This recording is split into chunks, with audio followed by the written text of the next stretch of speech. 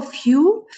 I hope you have enjoyed these 5 presentations, 5 webinars, and you are going to enjoy the last one. I'm a bit doing the conclusion before the end because I have a call to attend just after, unfortunately. So this series of webinars is included in the willingness of the UNHCR to go further and to resume the SENS survey as soon COVID-19 pandemic will allow us to do. And I hope that this help you to switch from version 2 to version 3. And we hope to find you on those surveys as soon we are going to implement them. Of course, as we have this willingness to really start again the surveys, we are putting in place a remote support and also, if needed, support in countries directly. Let's see how we can organize the best, and let's see what are the needs to implement those surveys. So now what's next? What's next? It's first all the documents you have received. All the webinars are inside the SENS website. So please, if you need, just go to the SENS website to get them. Even this webinar coming will be in the website. After what's coming next, we plan to have in 2021, mainly by the end of the year, to be a bit cautious regarding the pandemic, to have a face-to-face meeting to upgrade people without skills in terms of surveys or partial skill like knowing the smart survey but not the SENS, this type of things. And we hope to include more people able to do the SENS by next year.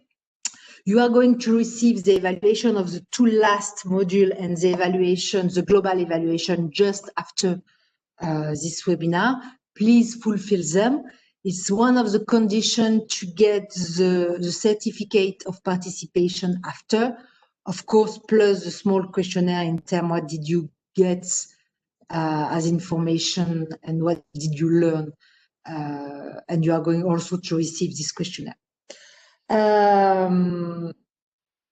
I think I have no more message to share with you.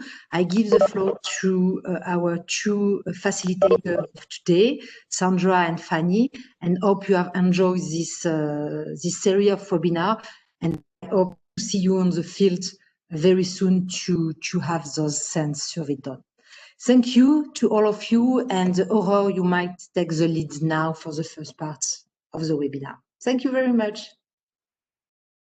Thank you, Valerie. So, good afternoon again, everyone. I hope everybody is doing well. Today, it's our last training session on SENS V3 and on MDC tools. And, okay, let me share my screen. It's okay now. Yeah. And the agenda for this last webinar is as follows. First, Sandra will explain how to set up ODK Collect and the smartphone or tablets for SENS data collection. Then she will present another new tool that we have with SENS V3, which is the SENS Mapper. And after that, we will have our Q&A session. Common to our 2 topics of this webinar, so the updates within the SENS guidelines, session 1 to 3, and the new, or not always new, but the MDC tools, so session 4 and 5. And we'll end this webinar with a demonstration on how to use AP147 for data analysis, and also how we can use AP147 to verify that in our database we have no duplicates. So, like whole session, our agenda today is again pretty busy. So over to you, Sandra, for ODK. Thank you. Great, thank you, Fanny. All right, shall I share my screen rather, right? Yes, please. Yeah, that'll be better, I think. Oops. Okay. Can you see it or not yet? No, we cannot see your screen, Sandra. Okay, let me. Yeah, click. now it's okay. Okay, great, excellent. Then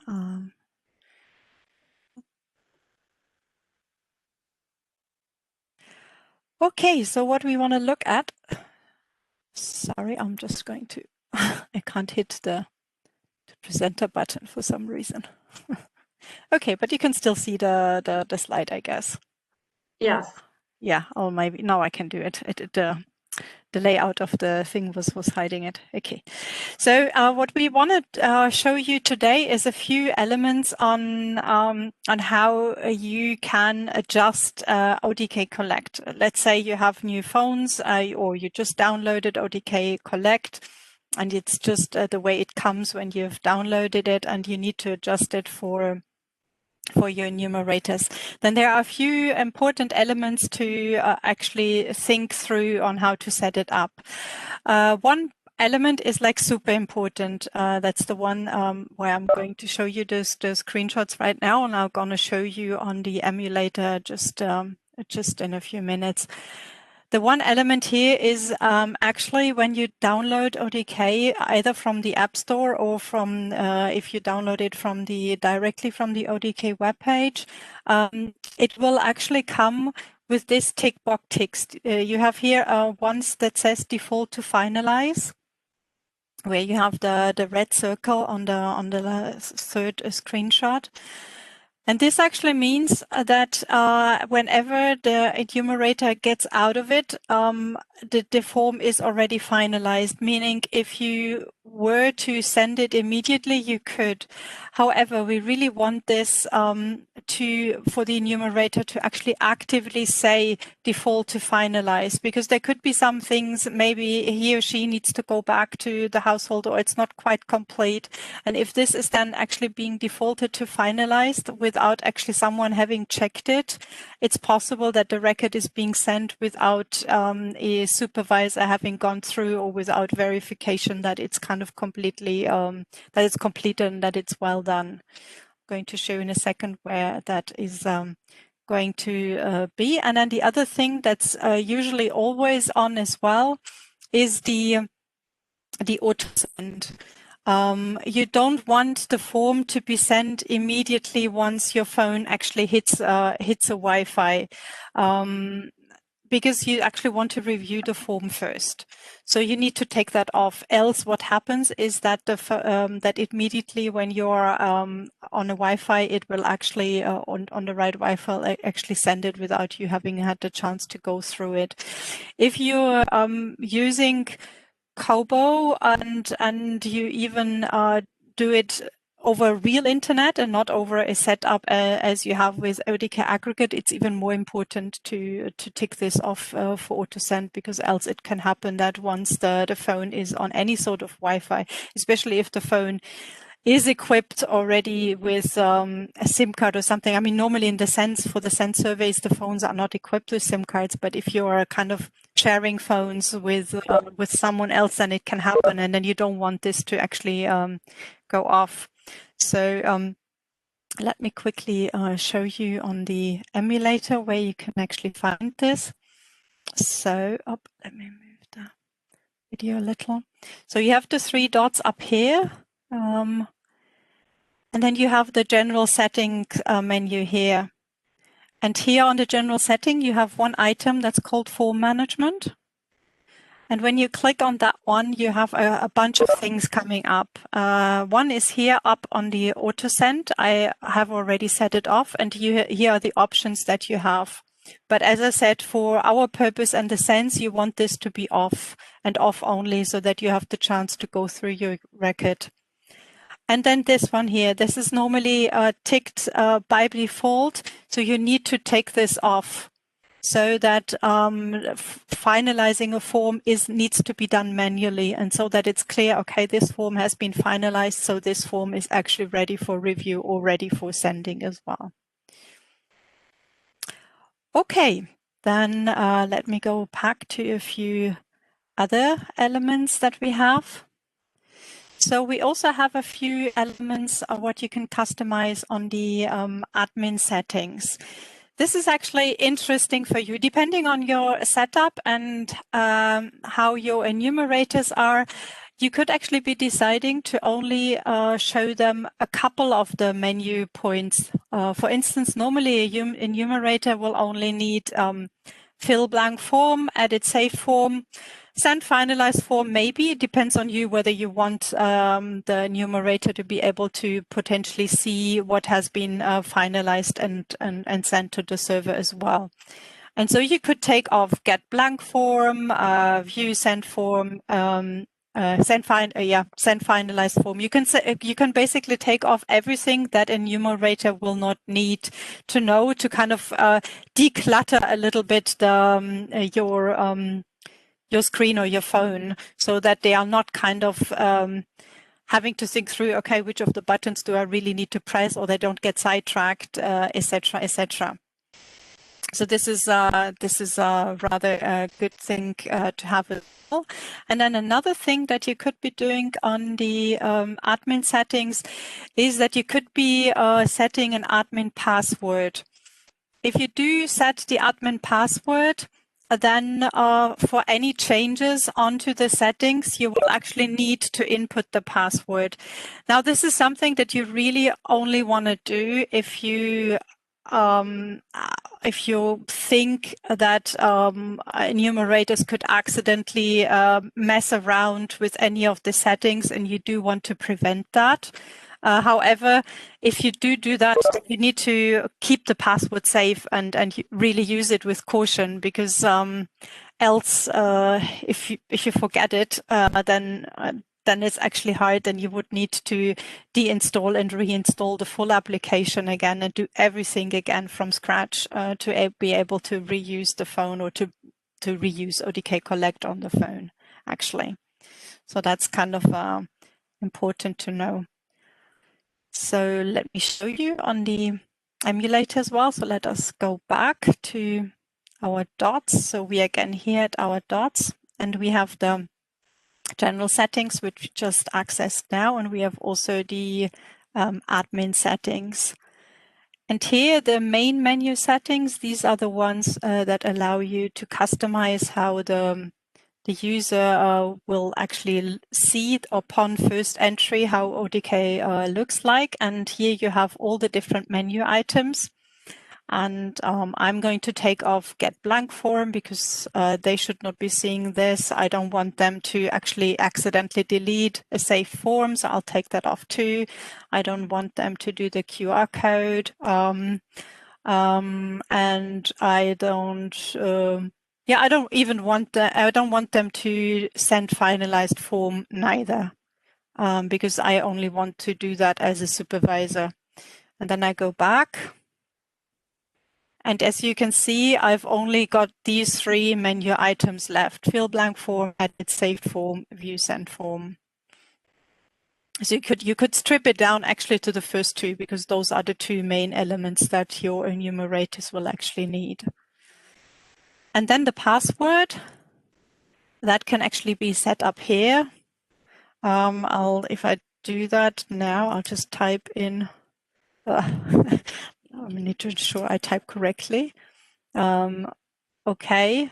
And now if I'm actually wanting to change anything here, let's go back to admin settings, because I do want to get something back. Then I would need to type in the password for it to actually get the access back to my admin settings. All right, then let me go back. Now, I did mention already you can put off also the QR code. Now, this is probably something that most of you have not come across yet. It's super, super handy if you need to set up a couple of phones. Let's say you've just got new phones, and you don't want to have to type in the URL into 10 different phones or 20 different phones. And you want to make sure that the settings are exactly the same on all of the forms. then there is a way to do that. And that's basically through the, the menu item that's called Configure via QR code. This allows you to, or ADK will generate a code, and then you could scan that code with your scanner, from your barcode scanner. So you would need to have a barcode scanner installed on your on all the other phones. Usually they are already. If not, then you might have to download them before as well, before this actually works. And with that, you actually can propagate the settings to all the different phones. This includes all of the admin settings, all of the general settings, the server, and even the password. So let me actually also do this. Okay, I can quickly show. I'll try to demonstrate on the emulator. But this is how it would actually look like on the phone that you have here. Then the scan, you tip on the scan, and then you actually scan it all. I'll tried it before, so let's see if it actually works. So I'm having my phone here. I want to configure via the QR code. I'm not sure if it works because the camera is being used as well at the same time for something else, but let me see if I can do it. Up. And I'm setting up my phone so that it can handle the QR code. Yeah, no, it will not work because the camera is in use already. So basically, I'll then set the QR code on my phone. I'll then scan it, and then the setting will be propagated. Maybe I quickly switch off my camera. That could be an option. Let's see whether that actually works. Up.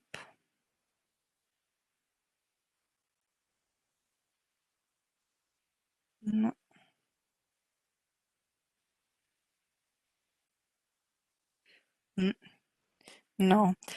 No worries. I'll you have the screenshots if you actually need to do it in your operation as well. Now there is another element that can be quite useful. Especially if you're somewhere outdoors, if all of the survey is outdoors and it's very bright light, that you could, for instance, be changing the theme of your Android as well to a dark theme of ODK.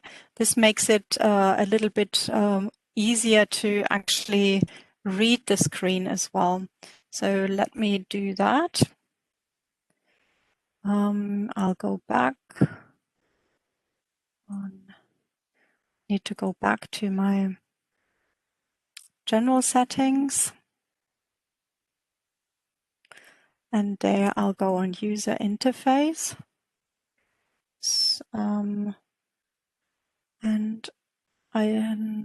There I need to switch the theme up here. I'll go on to dark theme, and you can see now the everything is kind of very dark, and you could read it very well in a bright setting as well. There's an additional advantage if you do that, because switching to a dark theme also allows you to consume less battery, actually, especially if you usually when you're kind of in a very bright sunlight setting, you usually have to put the brightness really high so that you can still read it properly. And if you then switch to a dark theme, it will help you to consume the battery life of your phones as well. And other important elements to save energy are, of course, setting the phone to flight mode or the Wi-Fi off. turn off the GPS when not in use. I mean, obviously, if you set it to flight mode, then the GPS will not work as well. So it depends. If you need to use the GPS occasionally, then you need to keep just Wi-Fi off, but not the flight mode on. Having said that, in the meantime, while you do conduct the interview, you could always switch off the GPS as well. So that also saves battery life as well. And then, yeah, other elements like charging the battery daily if possible. I mean, those are elements that you're all familiar with. What's also possible is using like little power bars or USB chargers for remote places as well. They're very small these days. I mean, they can easily collect this size, so you can easily take them with you as well if you need to, just to ensure that the phone will actually last the full day, or if you can't charge overnight, that it potentially could be lasting more than one day as well. Another very important element that can happen if you get phones new or they have been used somewhere else. You really need to ensure that the date and time is set correctly, because if it's not, then the calculations that you have, for instance, in the child form to assess the exact age, this is based on getting the survey date, the time correctly, which is how the phone is set up. It's basically drawing it from today's date. And if today's date is not set correctly, then that is an issue for the calculation as well.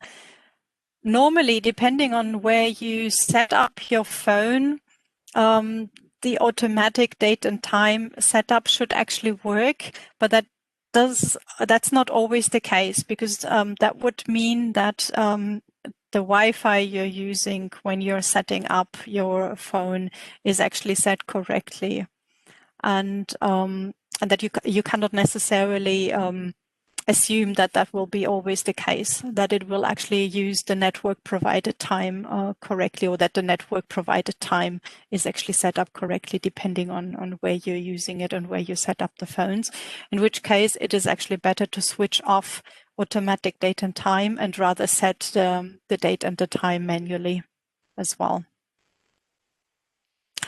And you would need to set time zone first if you need to set it manually, and then the date and time, because if you do it the other way around, the chances are that the value again will not be correct.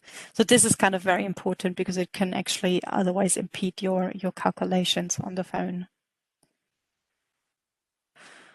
All right, there are a couple of other useful applications to have on your phone. One is the GPS test application.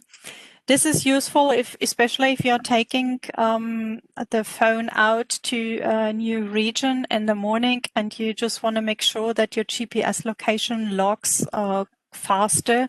Then this will actually help you to connect to the satellites and get the first parameters right, and this will then afterwards speed up the logging of the GPS coordinates while in the field.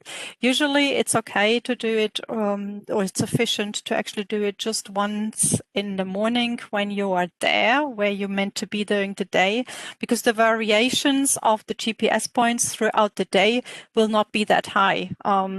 As based on how your sampling strategy is, you will not walk kilometers on end the whole day. So the difference between the different points will not be that high. So doing it once in the morning is normally sufficient. And then if you go to another zone or even another camp or place the next day, then redoing that again. Most of the phones these days do have an Explorer already on for exploring the files. So this really only applies for some of the older phones where a file manager is not inherently installed already on the phone. So all of these are available for free on the Play Store or can also be found and downloaded. They're also in the software folder that we have provided. So in case you have any trouble accessing this, you can also get back to us and we can assist you and send you the application as well. All right. Before I go into the SENS mapper, are there any questions up to this point?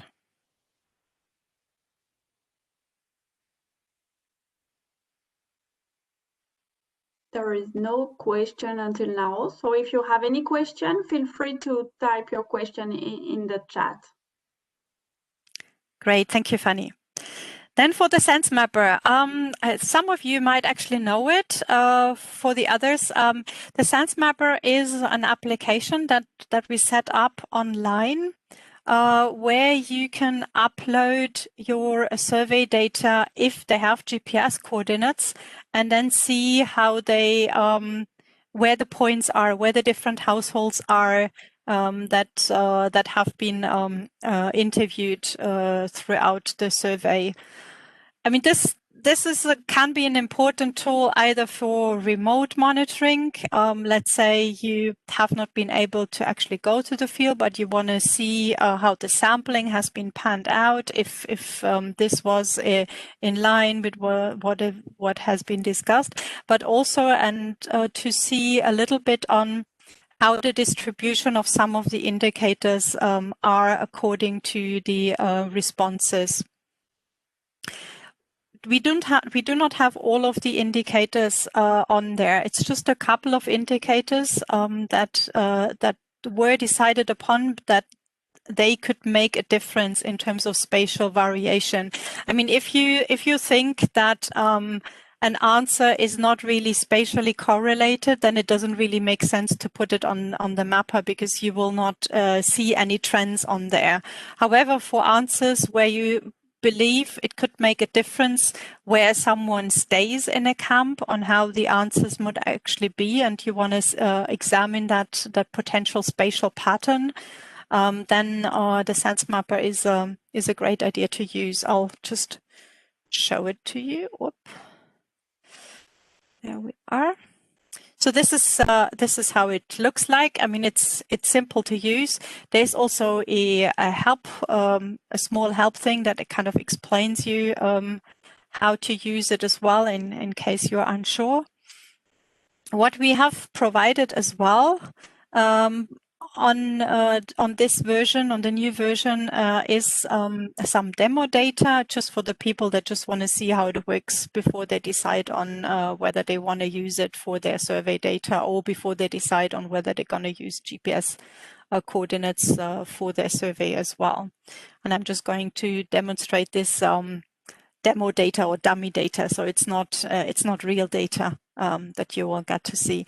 So as you can see, there are 4 different modules. I'm going to use the child one, and here I'm going to do the demo fake data set. And here I've the choose symbology column, because we have several indicators on the child. You can actually decide which one you want to visualize. You have the anemia, the stunting, and the acute malnutrition. Now, stunting and acute malnutrition is something that you usually is resulting from your analysis that you have done in ENA. So in order to show that, you would need to use elements from your analysis file, whereas anemia can actually be directly uploaded from the file, because this one is already captured directly in the raw data that you collect in the field. So as you can see here now, we have different colored indicators. Green means no anemic children in household.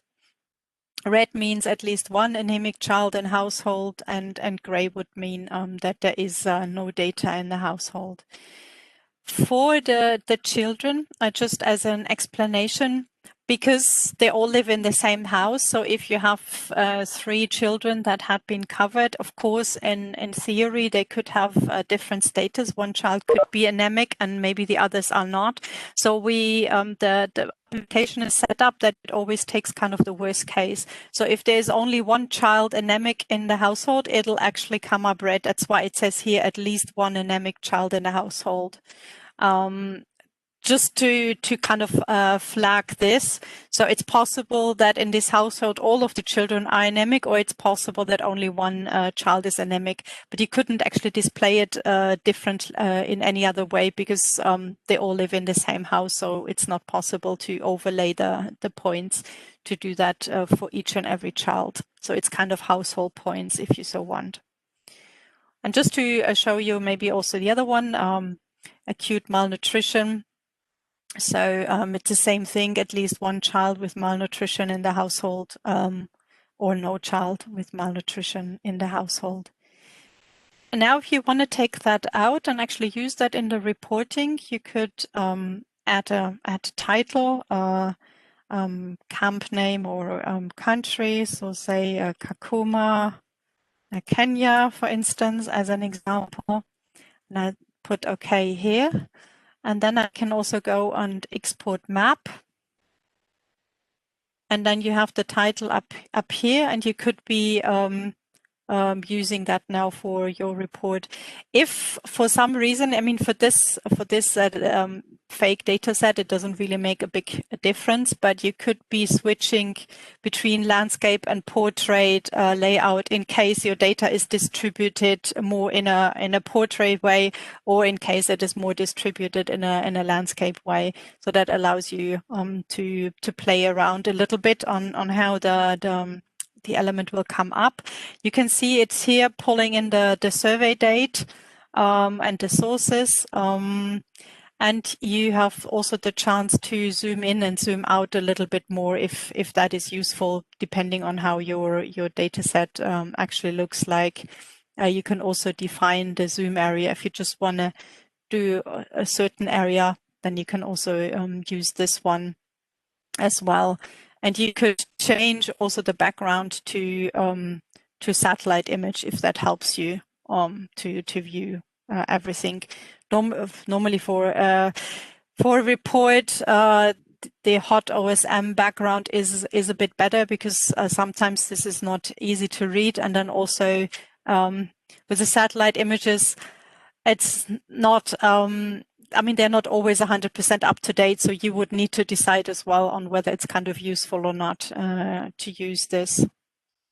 You could also remove the map controls. The map controls are these, so if you don't want to have them on your report, you could just do it this way, and then you just screenshot it, and that's how you can actually copy and paste it into your report as well.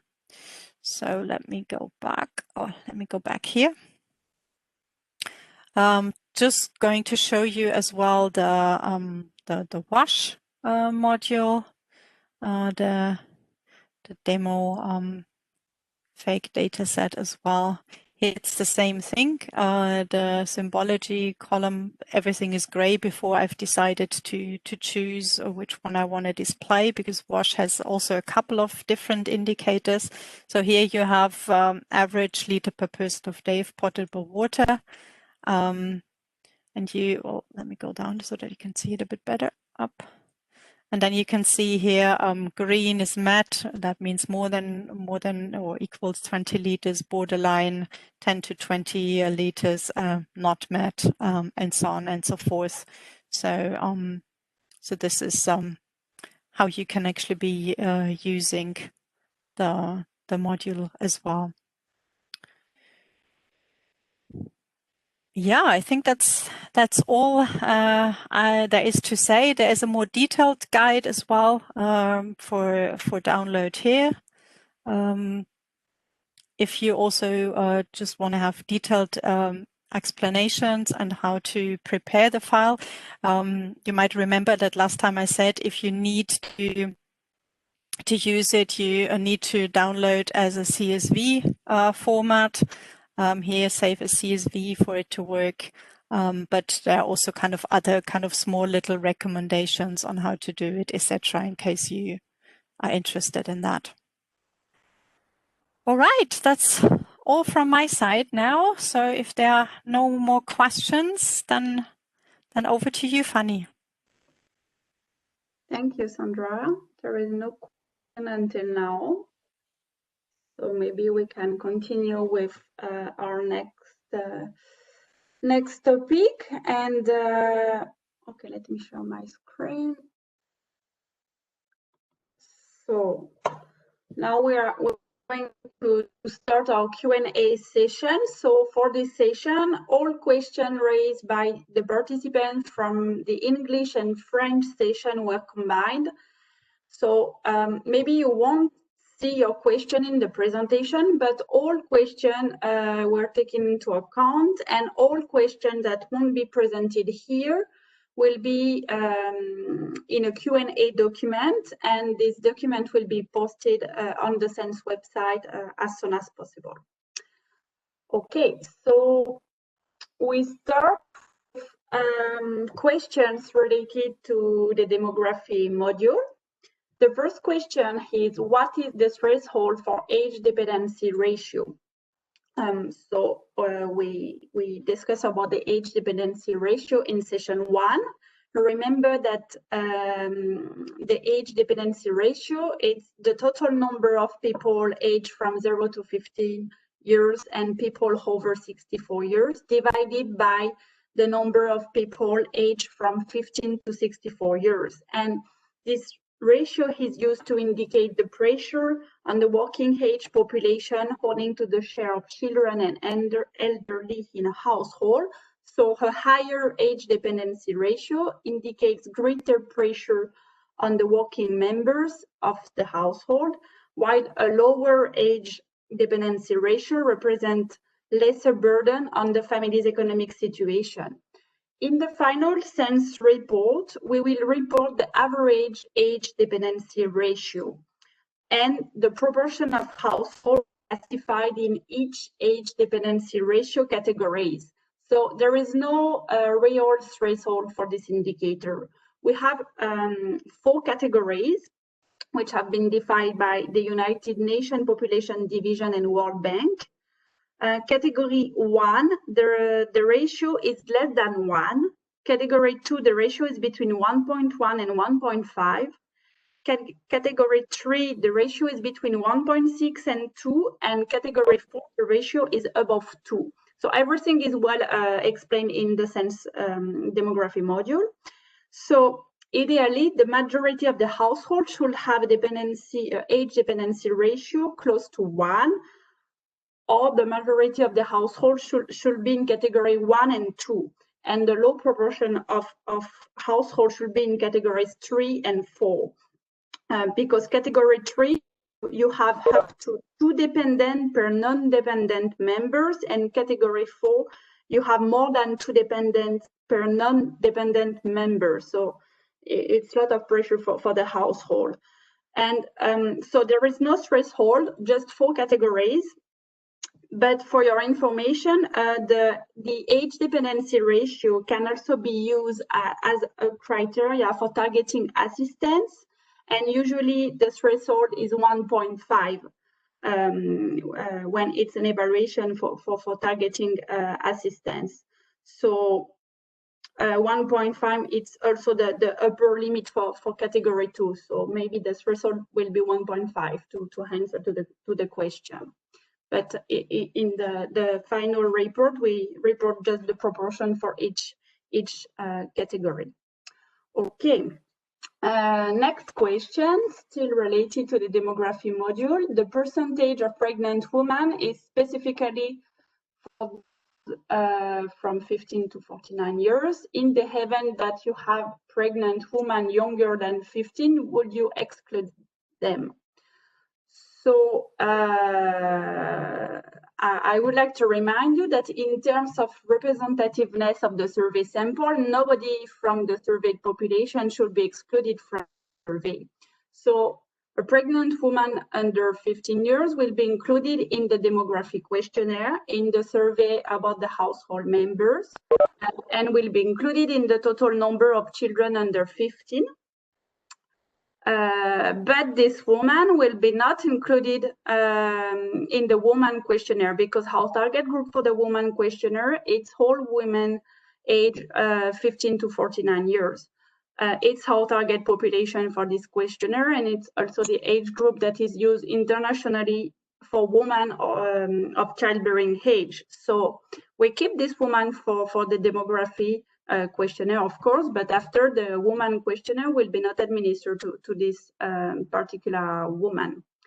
After, if in your survey area you want to collect information on pregnant women under 15 years, that will be probably better to just conduct an assessment only for those persons, because I guess you'll have a very, very small sample for this assessment. So this is not a SENS survey.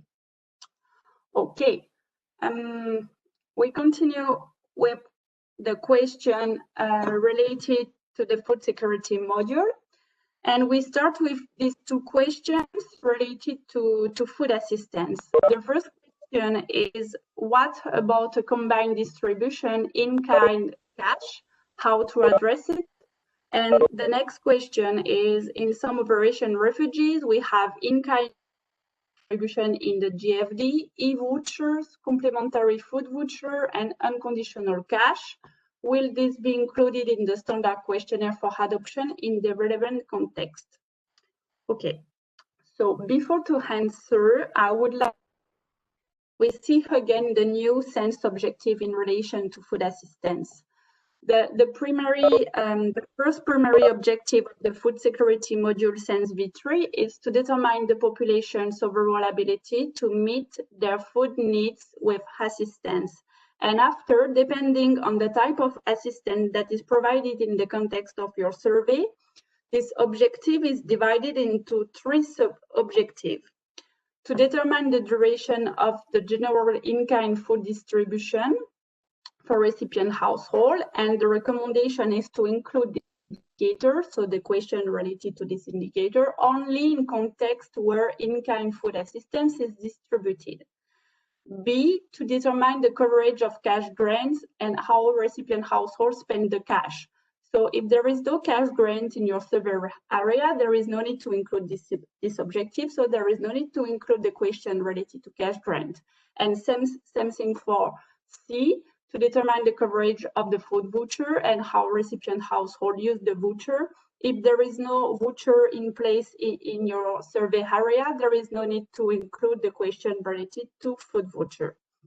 So if now we go back to our questions, in the case of a combined distribution, in-kind food distribution and cash grants, okay, we'll have to adapt the duration of the cycle in question FS5. FS5, it's the question related to in-kind food distribution. How many days did the food from the general in-kind food distribution from the last cycle of usually the months before the survey last?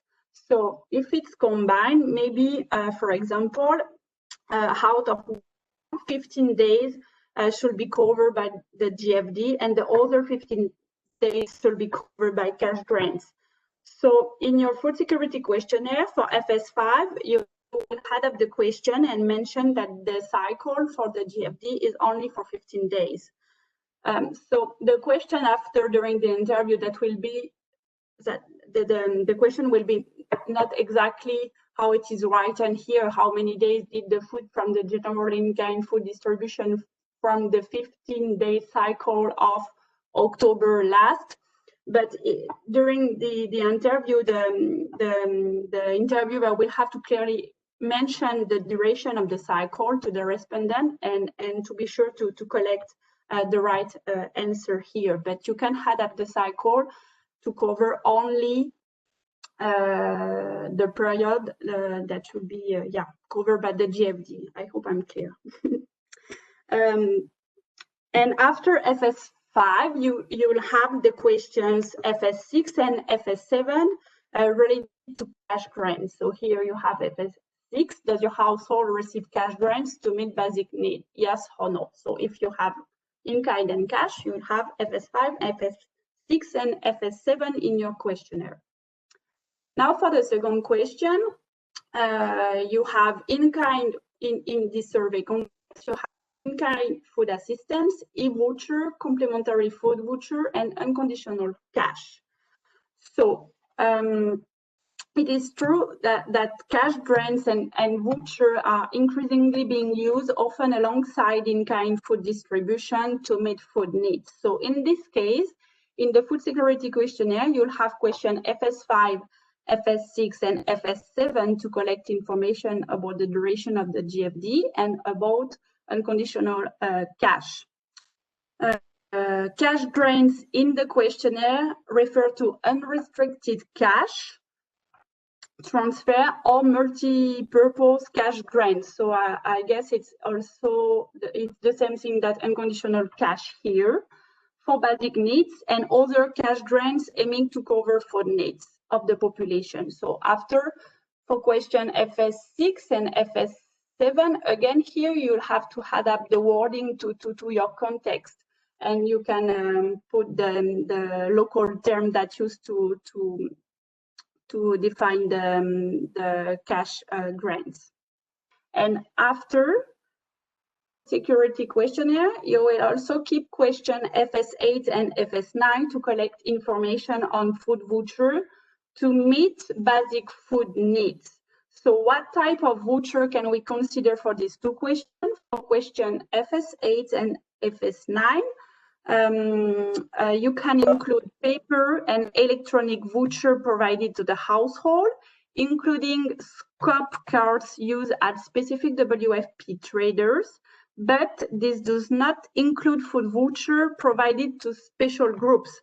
If, for example, you have a food voucher only for pregnant women or only for persons suffering from chronic diseases, you cannot include this voucher in question FS8, this kind of voucher in question FS8 and FS9.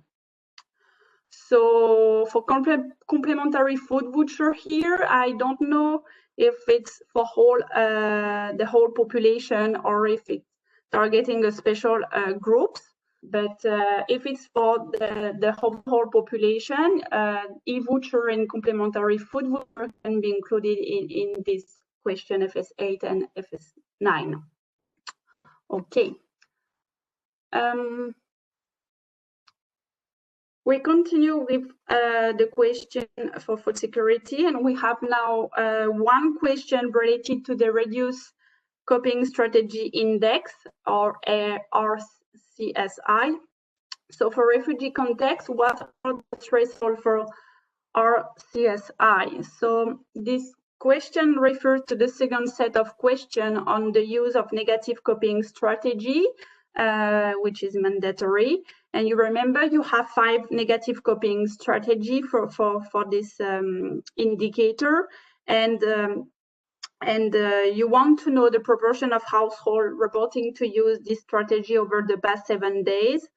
During the week prior to the survey, how many days did the household use this 5 strategy?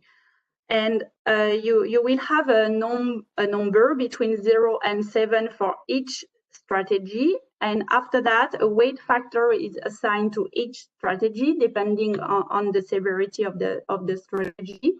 And by multiplying this weight by the number of days the household used the strategy, a score is obtained.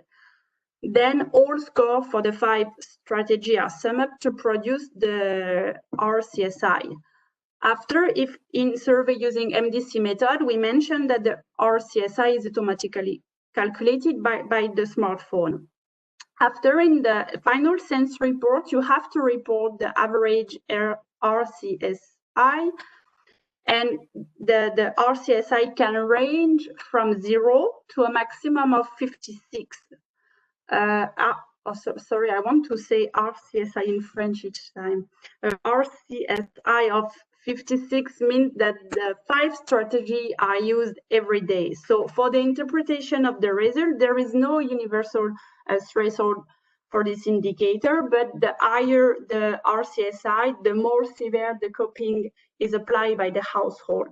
And the RCSI is more powerful if it's analyzed and interpreted over multiple time periods. For example, if in your survey area, you have an average RCSI of 23, and you conduct another SENS survey 1 year after, and now your average RCSI is 46.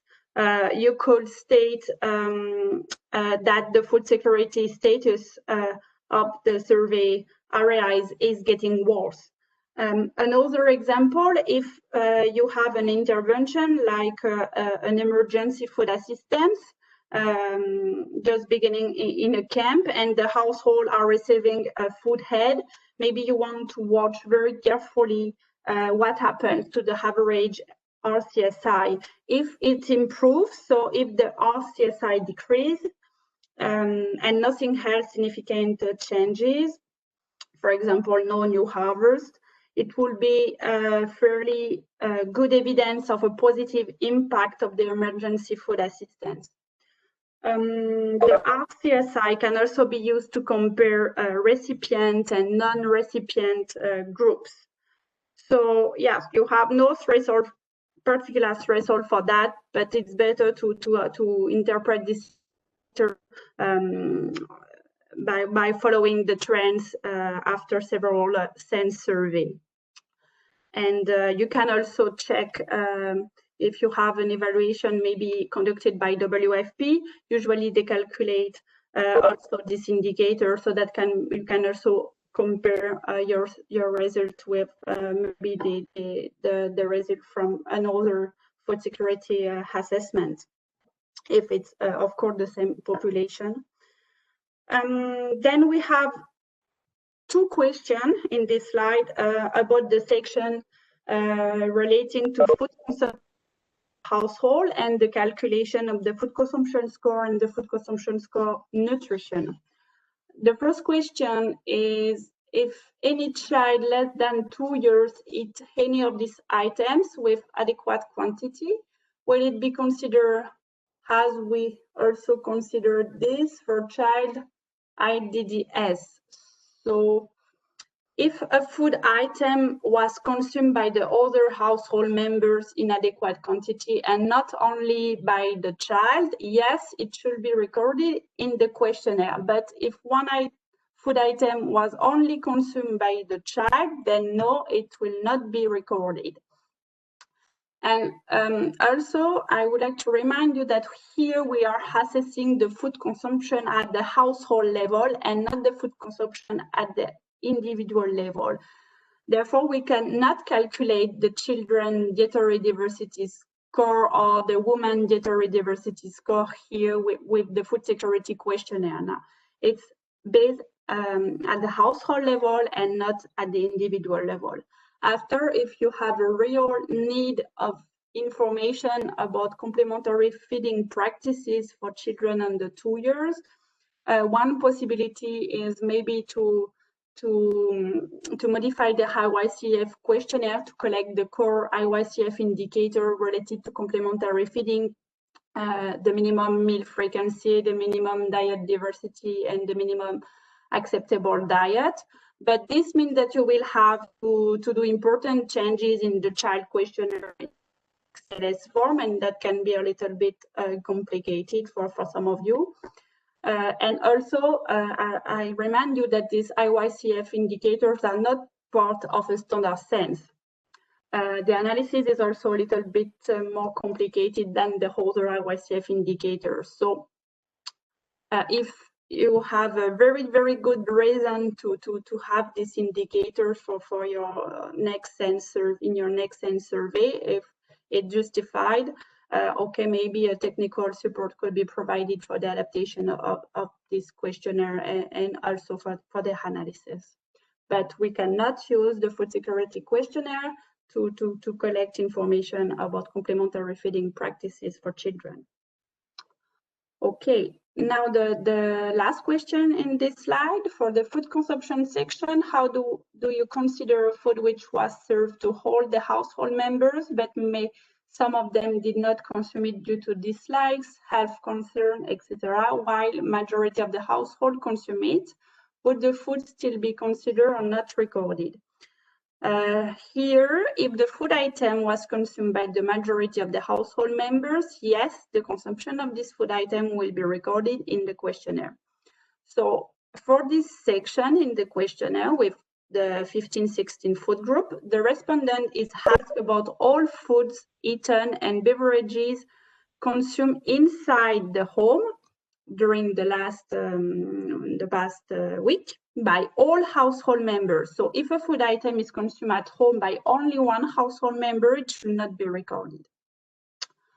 Okay, so next slide. Now we have two questions related to anemia, so module 3 now. The first question is, if we are going to collect the blood sample from half of the sample children, can we use the result as the prevalence of anemia in that given camp? So if the anemia assessment for children is done in half of the surveyed household randomly selected, this means that data will normally be collected for at least 300 children in the case of a survey using a cluster sampling, and normally for at least 200 children in the case of a survey using a simple or systematic random sampling. And if you remember session 2, it was during session 2, yeah, we mentioned that this new sampling recommendation for anemia assessment were developed thanks to the analysis of anemia data from more than 150 SENS survey by CDC. And they found that the precision obtained for the prevalence of anemia with 200-300 children was sufficient for decision making and or assessing of trends for the prevalence of anemia in children from 6 to 59 months. So it is acceptable to only sample half of the selected household for anemia. Now, if we look at the second question, is HemoQ only approved for the field? Are other HB devices, such as the Mission HB meter or HealthQ meter, approved? So currently, yes, the HemoQ is the only device approved for fieldwork for measuring HB concentration. Because if we want to compare an anemia result over time or between different locations, if everyone use the same devices, we can do that, avoiding to raise questions about data collection methods. And also, you know that in the SENS anemia module, all instructions, standard procedure to follow, how to clean the device, how to verify the accuracy of the device with the neutral solution, etc. Everything is well explained using the HemoQ device. So it's better to use only the HemoQ for SENS survey. But it is true that a lot of other portable devices which measure the HB concentration exist.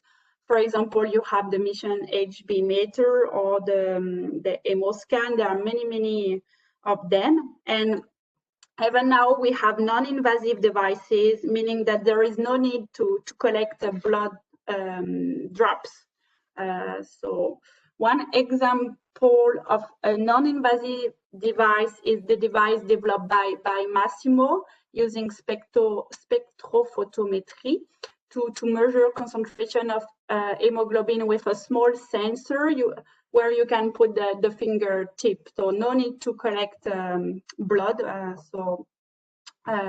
We hope to be able to pilot this tool very soon in Ethiopia. So in the future, maybe other devices will be used for anemia, but for now we keep the HemoQ. Okay. Now we have one question related to the woman questionnaire, and the question is, if a woman is pregnant and lactating at the same time, which category should her be counted, pregnant or lactating?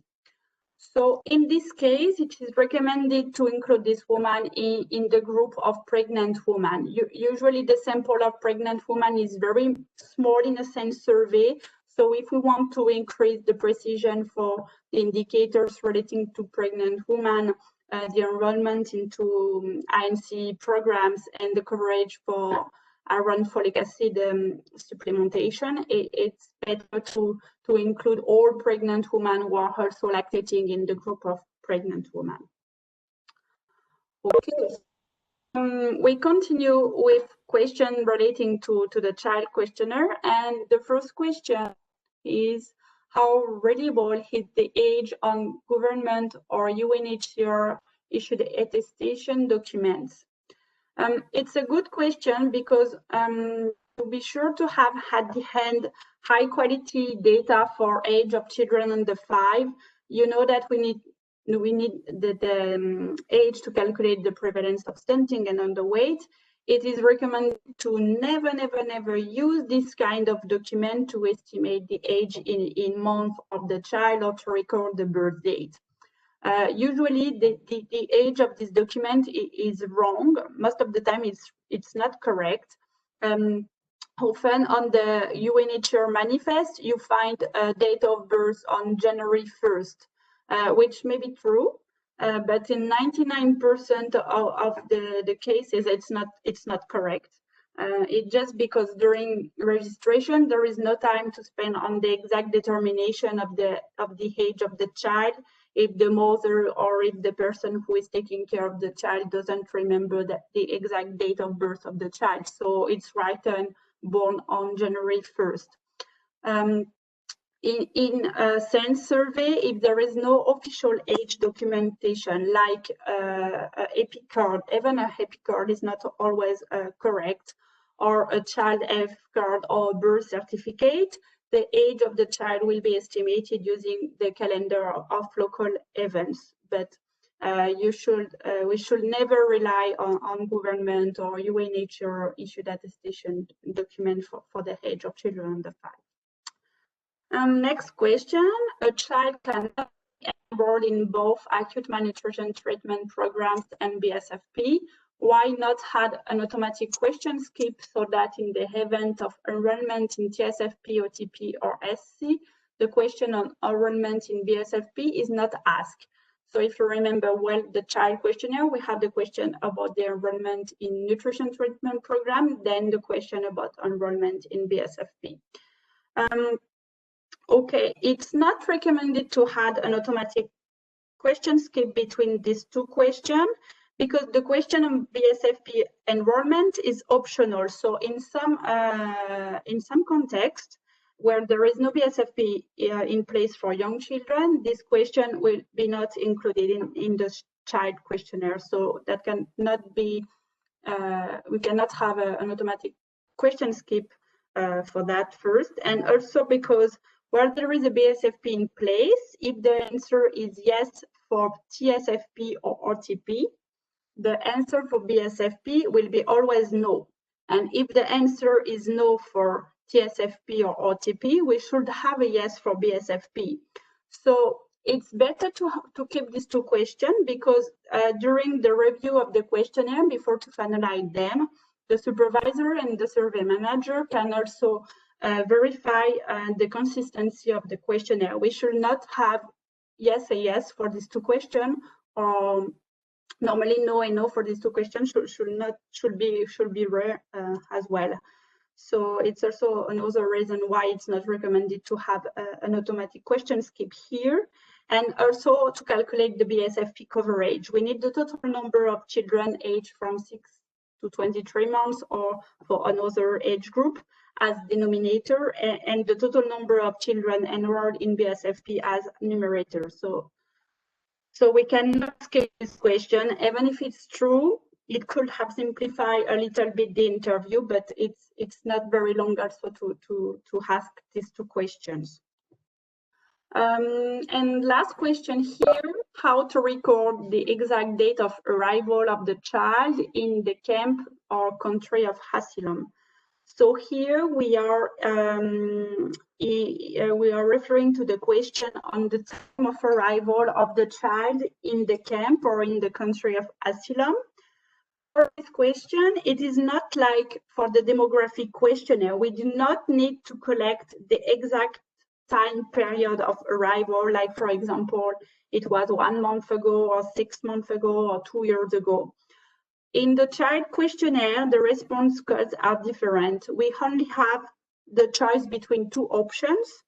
Does the child arrive to the camp or to the country of asylum before the event responsible for the influx of refugees? Or does the child arrive after the event responsible for the influx of refugees? It's just after the event or before the event. So there is no need to know the exact date of arrival of the child in the camp. Now we have a set of questions relating to the household definition. So we discussed about that in session 3 with the presentation of the main changes in the pre-module. First question, at the household level, do families settle as per the registration group on progress? If not, then the individual questionnaire cannot be restricted to this. And second question, close to the first one, how people are registered and provided with addresses versus how they end up settling. These two questions are very interesting, but first of all, we should remember that the registration group will be our basis for sampling and therefore our definition for the household, only if accurate and updated population lists are available from Progress.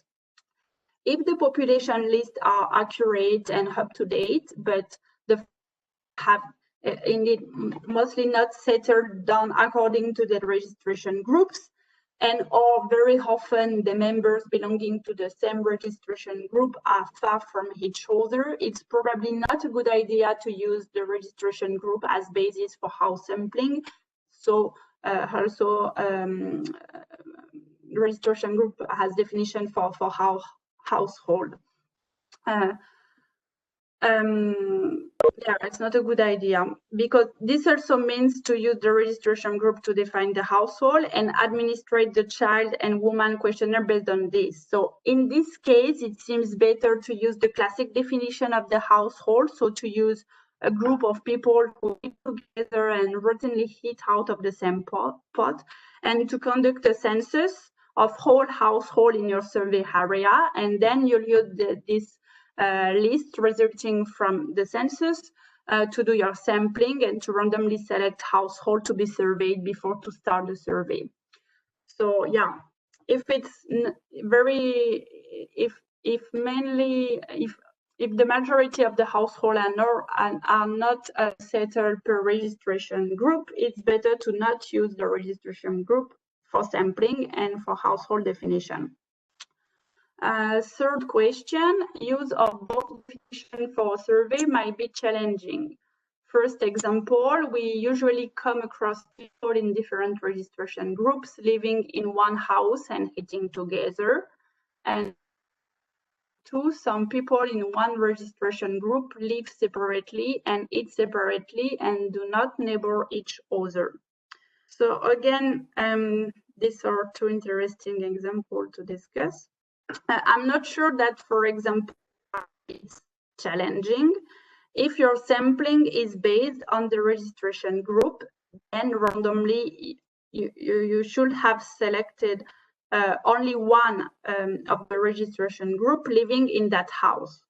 Therefore, only children under 5 and women aged from 15 to 49 years who are belonging to the selected registration group will be surveyed.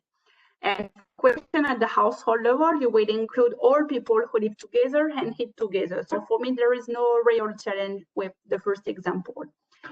In the second example, if we start with the administration of the questionnaire at the household level, if these people do not live together and do not eat together, then we'll only take people who live together and eat together to answer to demography, food security, mosquito net, and WASH question. For the questionnaire at the individual level, women and children, this could mean that we'll not have all members of the registration group. Maybe we'll have missing children and women from this registration group. This is acceptable if this particular example is rare in your survey area and does not repeat in whole household, because we always have a non-response rate applied to our sample size to precisely take into account refusal, absentees, and particular situation like in this example. Now, if this scenario is likely to be frequently encountered in your survey area, then the question of choosing the registration group as the basis for your sampling must be asked. Perhaps here it is better to conduct a census of the household using the classic definition, and then to base your sampling on the list from the census. So if we have enough time, maybe at the end of this session, the country that piloted SENS V3 can share their experience. I cannot see now the list of the participants. I don't know if we have some people from Tanzania or from Ethiopia. If we have enough time at the end of this session, maybe our colleagues can share the experiences with the pilot of SENS V3. Last question for session 1 to 3 is a question concerning the frequency of implementation of SENS survey. What should be the frequency to implement SENS surveys in a refugee camp in a protracted situation? If you look at the SENS pre-module, and in particular step 6, which is deciding on the timing, you have information on precisely the frequency of implementation of SENS survey and on what key issues should be considered in determining the timing of the survey. In stable situations, SENS survey should be conducted once a year. Nutritional outcomes continue to be of concern in most refugee contexts, so it is recommended the measurement of demographic indicators and anthropometric status, anemia, and depending on the context, other related indicators such as IYCF, food security wash, and mosquito net coverage on an annual basis to monitor the situation and react in timely manner to nutritional problems and complement the already existing assessment, monitoring or surveillance data. Annual SENS surveys should be conducted at the same time each year, of course, so direct comparison can be made, can be done, and ideally SENS surveys should be conducted at period of the highest nutrition and food security risk, for example, during the lean season or just before the lean season. It is also recommended that a SENS survey be carried out within 2 months of the start of a new operation or within 2 months after the arrival of a massive influx of new refugees, and also to carry out a SENS survey in the event of a change in the situation which might affect the nutritional situation, like for example a mass influx of refugees again, or maybe an important change in food assistance, or this is an outbreak, etc. And for question relating to session 1 to 3, if you have other questions related to the first 3 sessions, so on SENS V3 updates, you can always ask them through the chat or by email, and we'll respond later in the Q&A document that will be posted on the SENS website. So now Sandra is going to answer questions related to MDC tools and raised during session 4 and 5. So Sandra, over to you. Thank you. Thank you, Fanny. I think we had a question at the stage on how we can actually adapt the XLS form. And I'm going to show you some more elements on that, especially if you want to, let's say, hide the mosquito net module. But I'm also going to show you a little bit on how you can adapt the identification, the first part as well. So let me share my screen first. Okay.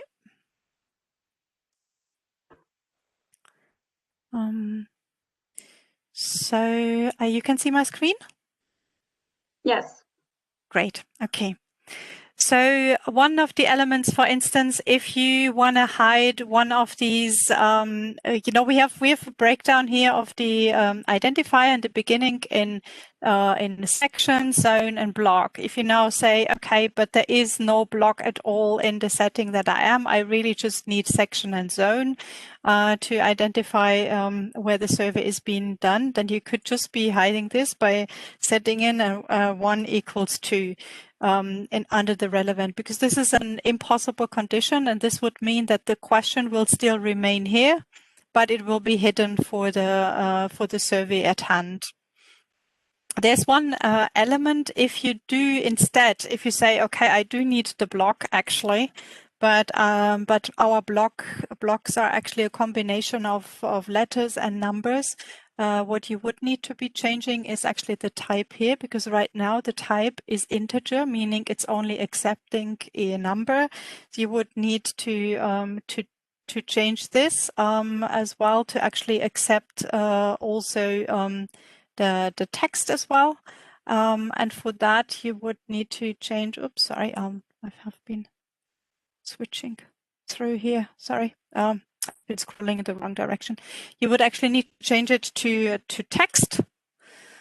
And then, but if you do that, you would need to remove the constraint as well, because else you could put in the text, but it would only accept 1 to 15, so it wouldn't actually help you at all.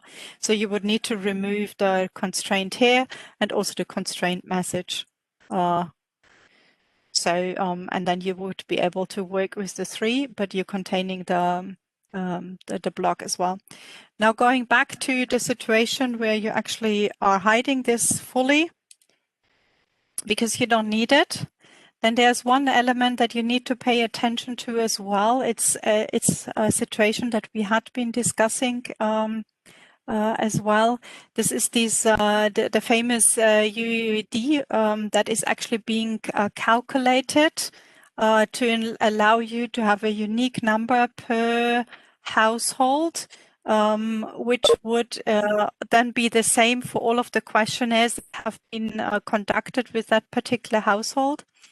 And as you can see, to really make this unique, we have included all of the identifiers in the calculation. So the number is composed out of the survey date, out of the camp label, out of the section, the zone, the block, the team, and the household number. Because with all these elements, you can be sure that this is a unique number. However, if you're all of a sudden now hiding the block number, or you're either hiding it or even deleting it, then you would need to take it out here as well. So you would need to delete this part. You leave the underscore so that it's actually no, you need to do the block as well, of course, the B. And you leave one of the underscores, and then you have it under the block is totally removed with just one underscore, so that you can see the different identifiers, distinguish them a bit better. The important thing, if you do that, you need to remember to do it the same for all of the forms, because if you end up removing accidentally the underscore here, or you leave in the second one because you have not been removing it and you just do this for one form, but you don't do it for the other, then the UEDs will not be the same across the forms, which might make it more difficult for you to actually link them back, meaning you would need to go through each of the records and actually ensure that they're harmonized. That would be quite a bit of work. So the best would be to really pay attention to that you're adjusting it, that it sits really well here. All right, so for the mosquito net, so you wanna hide it because there simply had not been a distribution. So what you could be doing is you actually scroll down to the mosquito net part. This is the mosquito net. It starts with this intro, X intro TN for the mosquito net as well. So here under the relevant, you could then say again, 1 equals 2. This means that this node will not appear. So this node, mosquito net usage, these questions need to be asked, etc. Head of household will not appear. And then you have the next question here that says just T and consent. That's the mosquito net consent. And here you do the same. You do 1 equals 2. This means this question will not appear, the enumerator will not see it, and no answer choice will be given. For the rest of the mosquito net, which is here, the household size, total household, total children, total pregnant women, etc. You can see that they all have a relevant that is either based on the mosquito net or here based on an answer in the mosquito net module. But since none of these questions will actually appear, there is nothing to be changed here because they also will then not be answered as they will be skipped because they are depending upon each other. And if the first one, the mosquito net consent, is actually skipped, then so will be all the relevant the other ones be skipped, which means that you'd actually switch to the very end. All of them will be skipped. All of them will be skipped. The summary will be skipped too. And you will actually go straight into the wash. So this is a way on how to just hide the mosquito net part from your survey, but leaving it in case you might actually need it at a later stage. Maybe you'll need it again next year and just not this year as well. Okay, then I think the second one was the one about, let me go and present from current slide. That was the one about the COBOL toolbox. This one we've actually already covered last time as well, that it takes quite many steps for the COBOL toolbox to actually accept duplicate data, which normally only happens if the phones are being used by other operations, or if the URL has been, if another URL has been inputted in this before you've actually, and you haven't been cleaning out everything, etc., etc. So we just kept it in here because I've answered that in a great detail last time. We've kept it in here because Fanny will also be showing you on how you can ensure that on the EPI info that you're not including the duplicates there. All right, I think that would be all from my side, except if there are any questions.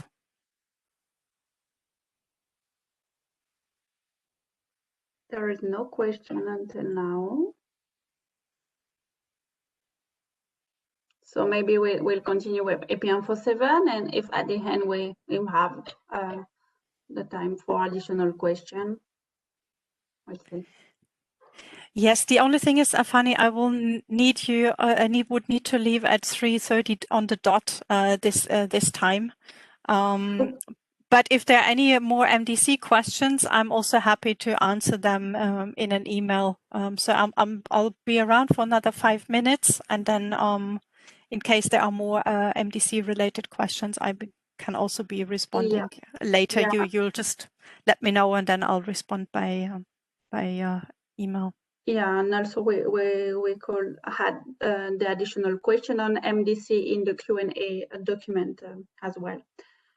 So maybe what we can do, we can just do the demonstration how to verify the presence, but we hope the absence of duplicates in a database using EPI Info 7. Then maybe we can close this webinar, and for those who are interested how to use EPI Info for data analysis, they can stay with me, and we can take our time to demonstrate for how to use EPI Info 7 for data analysis.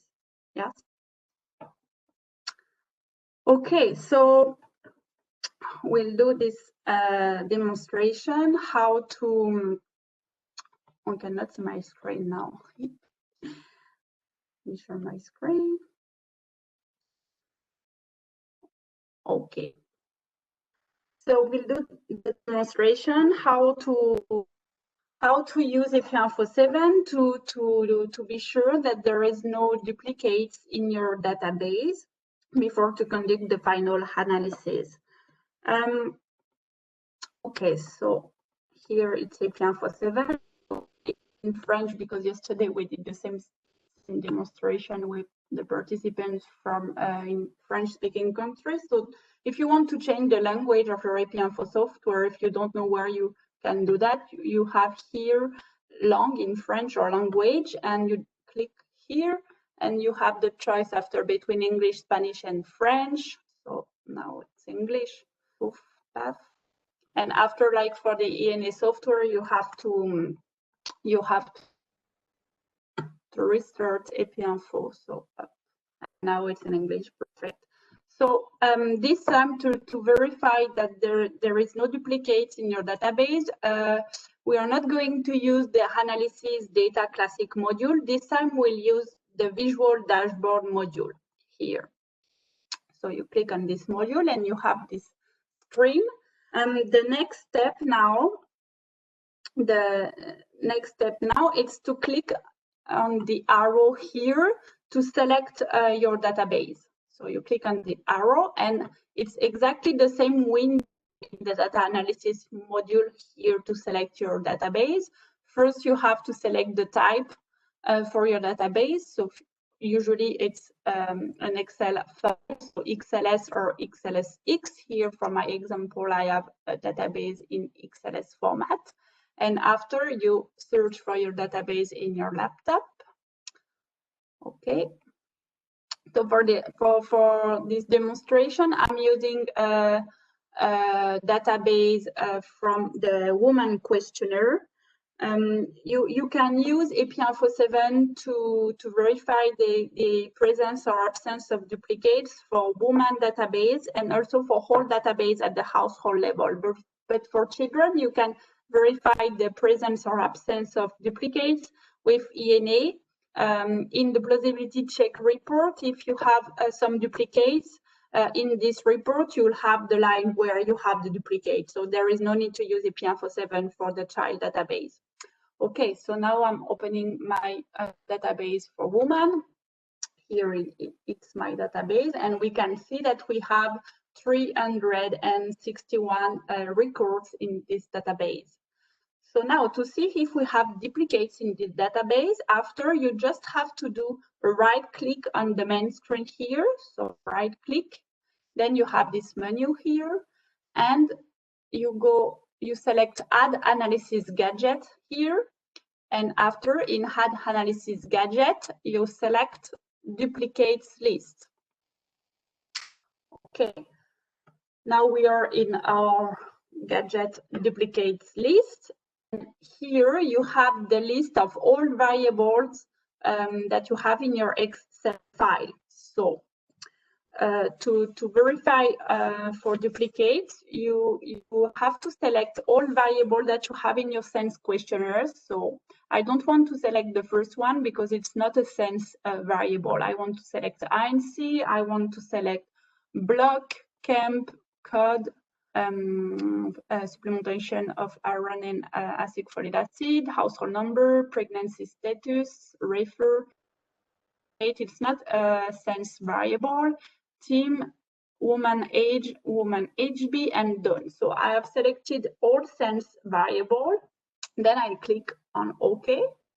And if you have duplicates in your database, you'll have a table like this one,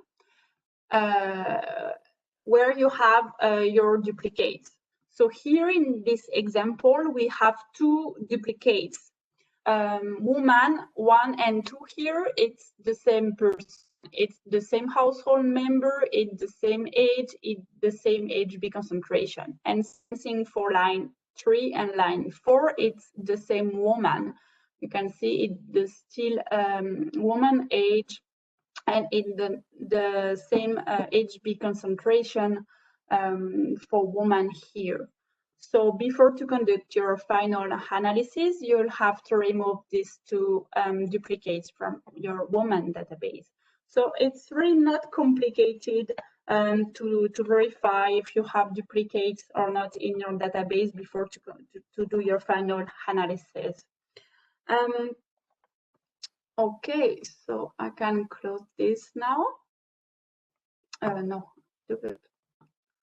Okay. And we'll continue with the demonstration for data analysis. Two different examples, PGM codes from the anthropometry and health module and PGM code from the food security module. But before that, because it's already 3:30, maybe I'll continue the demonstration only with those who don't know very well how to use AP147 for analysis. For those who know perfectly how to analyze a SENS survey using the software, maybe it's not really interesting for you. So I don't know, maybe before to start, Ochen, do you want maybe to mention the evaluation for the series of webinar, or maybe had something before that we start the demonstration? Yeah, sure. Thanks, Fanny. Thanks everyone for participating. Just like Fanny said, we are going to move to the basic introduction, more basic introduction to how to use EpiInfo. And in order to, at the end of this series of webinar, thanks very much for participating. And we have a evaluation for this series of webinar. I'm going to send the link of the evaluation in the chat box, and also we'll send the email after to all of you with the link to the evaluation, as well as exercise Carton J has prepared to use COBOL toolbox. Just so we heard some of the requests that having practice will be easier to comprehend how to use it. And you are welcome to send back any questions, and or if you need support on SENS survey and any aspect, you are welcome to email to me after then. Okay, so I will head over back to Fanny. Okay, thank you, Ochen. So I was reading the question from the participant, and we have a question from Mulugeta. Is there a difference on the analysis for AP7 versus AP4? So AP4.7, it's the latest version of AP software. So for me, it's the same thing, just 7, it's for the latest version of this software. And after, we have another question from George. To remove duplicates, can we use other software, for example, Stata? Okay. Of course, you are free to use another software to conduct your analysis. You can use Stata or SPSS, but after for a SENS survey, we recommend to use AP147 for several reasons. Because it is free, we have a free guidance on how to use this software on internet on the CDC website. And the most important thing is that we have the full PGM code, all syntaxes to use to conduct the analysis for a full SENS survey with the 7 modules. You know that at the end of each SENS module, you have the syntaxes, whole PGM code to be able to calculate all SENS indicators. It's for why we are not recommended to use another software. After, if you are an expert with Stata or an expert with SPSS, of course you are free to use another software. You just have to be sure that you are able to analyze your data and to obtain the indicators. Some indicators are a little bit more complicated to obtain, but if you are an expert with another statistical software, yes, you can use Stata or SPSS. Okay. For duplicates, I forget if I have already mentioned this, but last week, yes, this week, no. In tool 15, in the pre-module, you have all instruction how to check or absence of duplicates in your database. So if for next year you forget before to do your analysis how to do that, you can refer to tool 15 of the pre-module to review all steps to follow for duplicates. Okay, so now we can start the demonstration for data analysis. So I want to share again my screen with you. Okay, now you can see this. And this time we are going to open Analyze Data Classic module of AP147 here.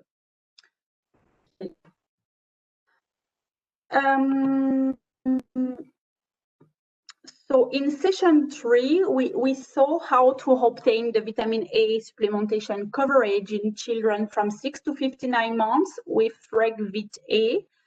So we'll continue with the vitamin A coverage for the demonstration because it's something not really complicated. If you are not an expert with AP147, it's a good example. So I need to open a database row from the child questionnaire. So to open my database, I click on read. So read here, it's to read your data. So to import your database in AP Info. So usually you have an Excel format.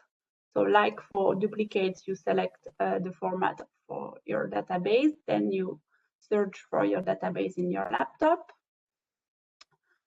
So here I'm opening a database for children under 5.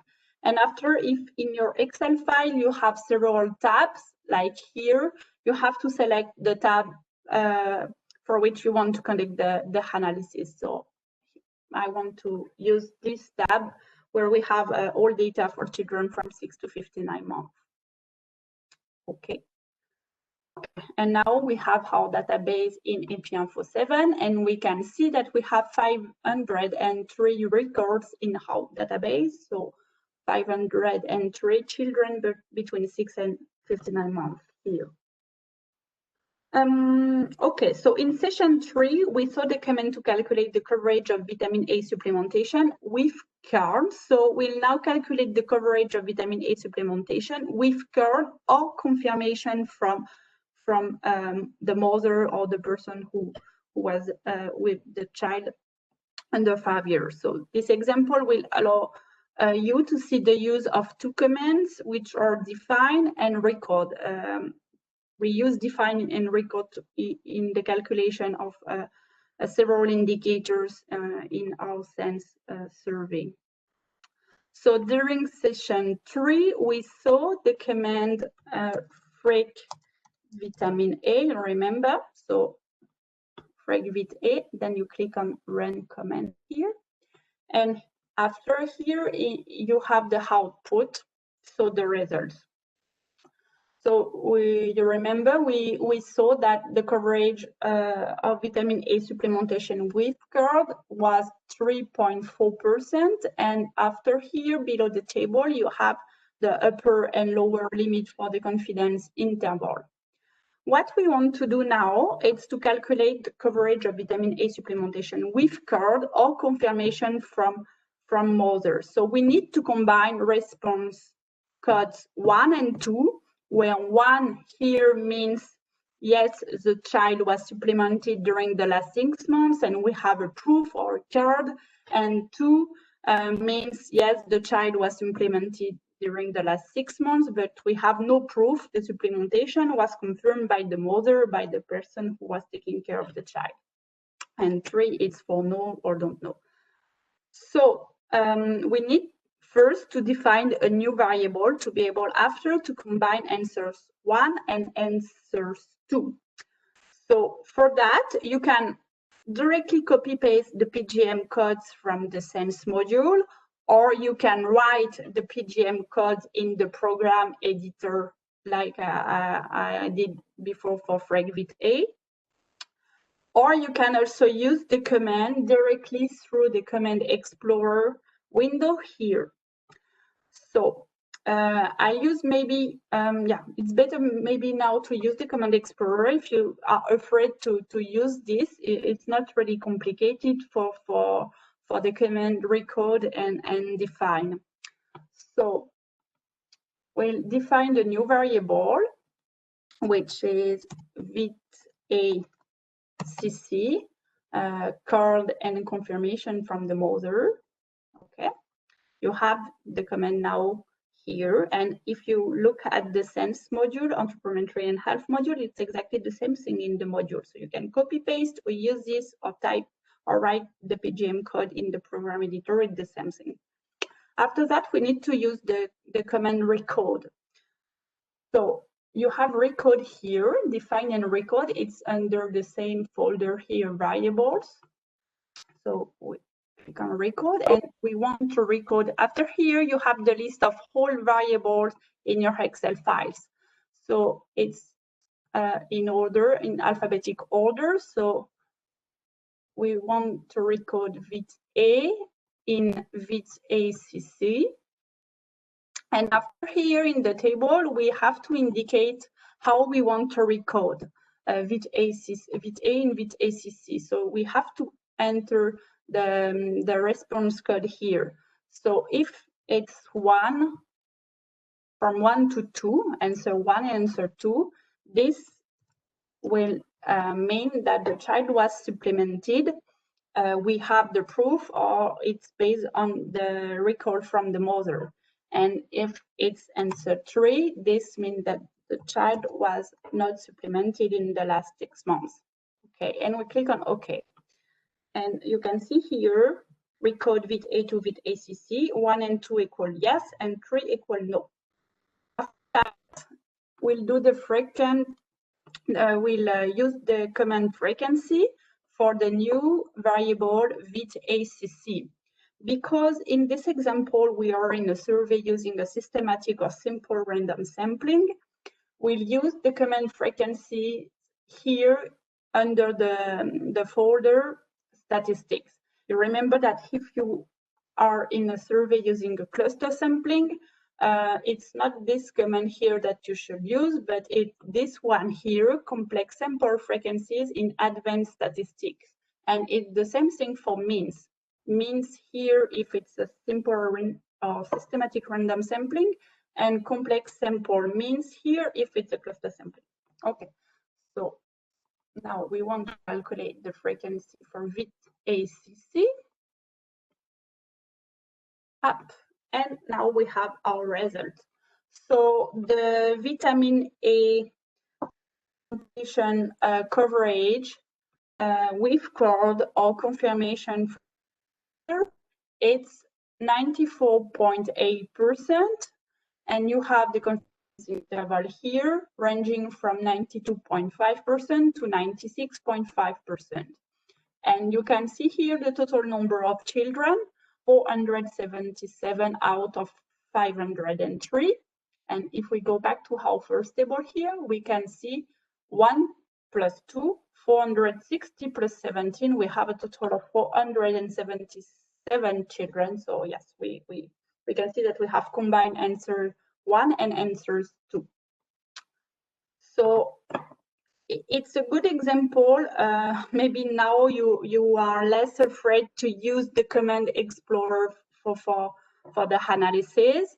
But if you are not comfortable with the Command Explorer, it's okay. You can just copy paste the PGM code from the SENS module directly in the program editor. It's the same thing. So we'll do another example now using the food security database. And this time, because the analysis is more complicated, I'm going to copy paste the PGM code. So you can see that sometimes it's easier to copy paste. Okay, so now I want to open another database or read XLS6. And I want to use the food security database up. Okay, now we are in the food security database, and we can see that we have 323 records in our file. Okay. So we'll do the analysis for the food consumption score and the food consumption score nutrition using a cluster survey. And this will allow you to see other commands such as if, assign, select, and means. So in survey using MDC method, you remember that the food consumption score for each survey household is automatically calculated. So we have the food consumption score variable in our database. And in the final SENS report, we want to report the average food consumption score. So I have opened my food security module here.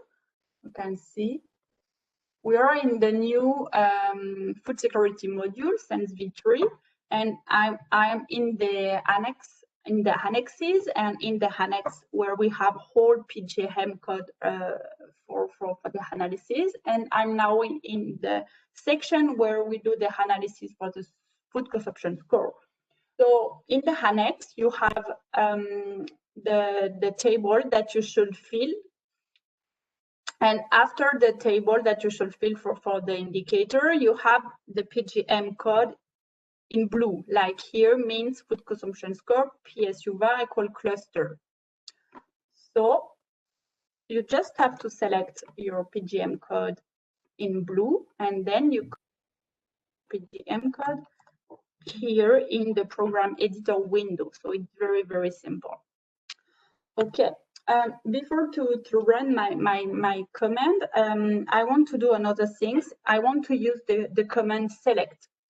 Select, it's to select a subgroup in your database, and you want to conduct your analysis only on this subgroup.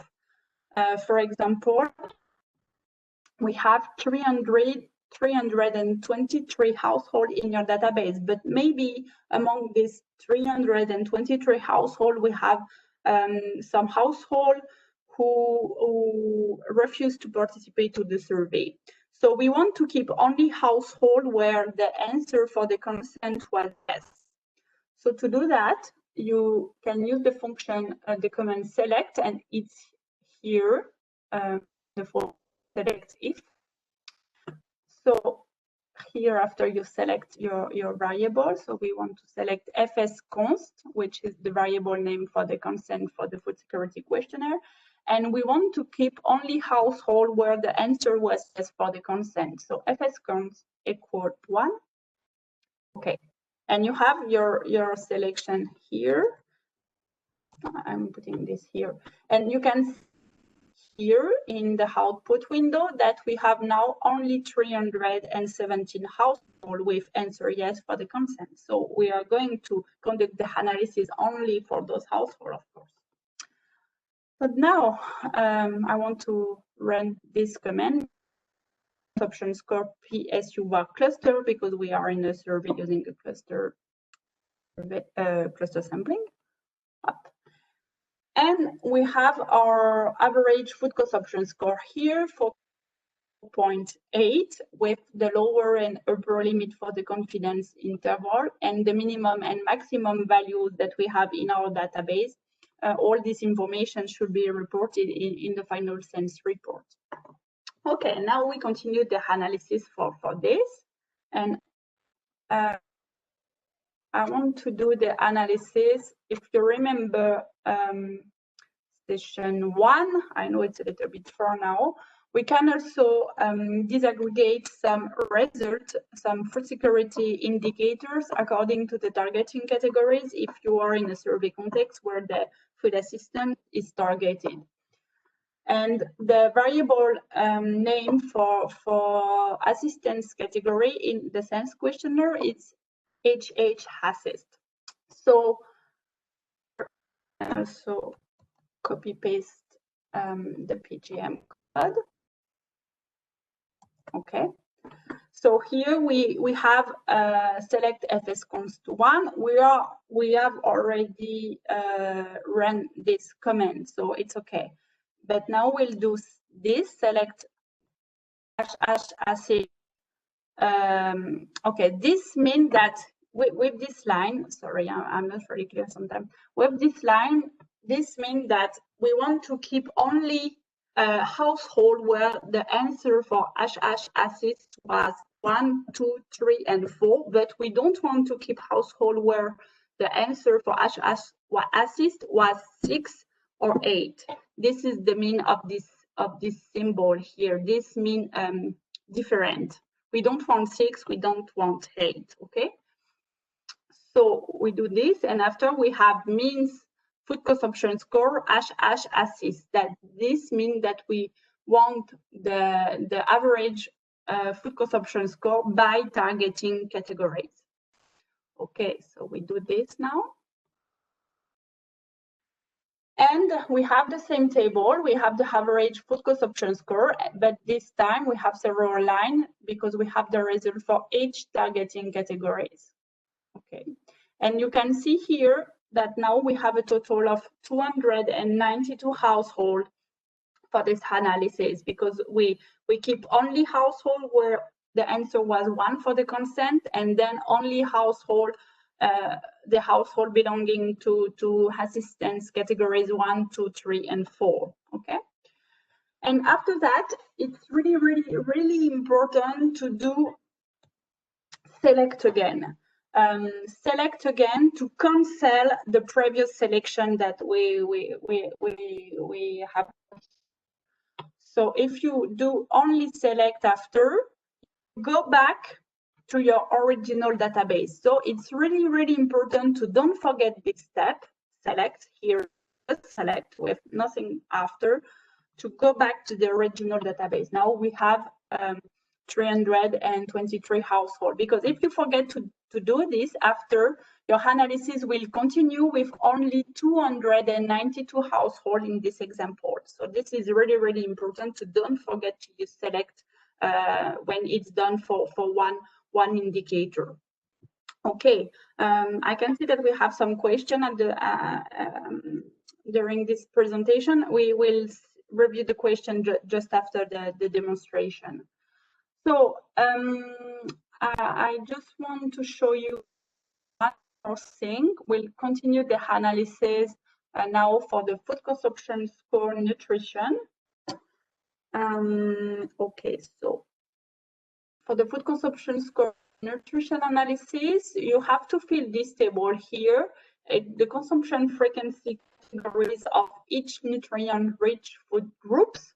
You remember, we have 3 nutrient-rich food groups: vitamin A-rich foods, protein-rich foods, and iron-rich foods. And for each of these food groups, we want to know the consumption frequency for the household. So we have 3 categories of consumption frequency: never, sometimes, and at least daily for each nutrient-rich food groups. Okay. So to do this analysis, it's a little bit complicated. So here, it's better to just copy-paste all PGM codes in AP-Info7. And you have the steps very well explained in the annexes, as you can see. So the first step here, step 1, we need to aggregate the individual food groups. Remember that in our questionnaire, we have 15 or 16 food groups, depending if we have the special nutritional product. And so step 1, we need to aggregate the individual food groups into nutrient-rich food groups. So we just have to copy paste. So I select everything, but be careful, because if I do this now, I'm going to select module 5 food security. But okay, I can do it. And okay, I select until here. Okay. And okay, and you can directly copy paste here. Don't forget to remove up. So here you see we have a new command. We have the command if. If the food group for here, if for this food group you have a missing data, here the point under bracket means that if you have a missing data, then AP-Info7 will replace this missing data by a 0. And same thing for the other food group here, for the dairy product, milk, for flesh meat, for organ meat, for fish and seafood, for eggs, for vegetable rich in vitamin A, for green vegetables, for fruit rich in vitamin A. Okay, that's it. And after you have, again, the command define, we want to define a new variable here that will be the food group of a food item rich in vitamin A. And after define, we have another new command here, assign. Assign to sum up the responses of the different food groups. Okay. For example, for the food group of food item rich in vitamin A, we want to sum up the responses for the food group milk, organ meat, eggs, vitamin A, vegetable rich in vitamin A, green vegetable, and fruit rich in vitamin A. And after, again, we have the command if for missing data. If we have a missing data for this food group, then we'll put 0 in the new variable FGVA and hand. Okay. And we do the same thing for protein-rich foods and iron-rich foods. So again, it's easier to just copy paste the. Oh, it's not the same font anyway. Okay, it's easier to just copy paste the PGM code here because it's a little bit complicated. And after. Okay. Step 2, we continue in the annex of the SENS food security module. Step 2, build categories or frequencies of food consumption group. So again,